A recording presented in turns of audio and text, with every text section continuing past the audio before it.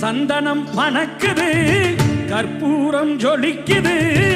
சந்தனம் மணக்குது கற்பூரம் ஜொலிக்குது கந்தகிரி கோயில் வந்தால் நன்மையெல்லாம் நடக்குது கந்தகிரி கோயில் வந்தால் நன்மையெல்லாம் நடக்குது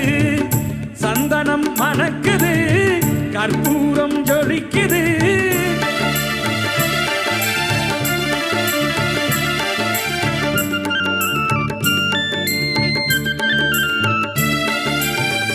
நித்தமும் பாலிலே நீராட்டுவோம் பச்சை நிறத்திலே பட்டாடை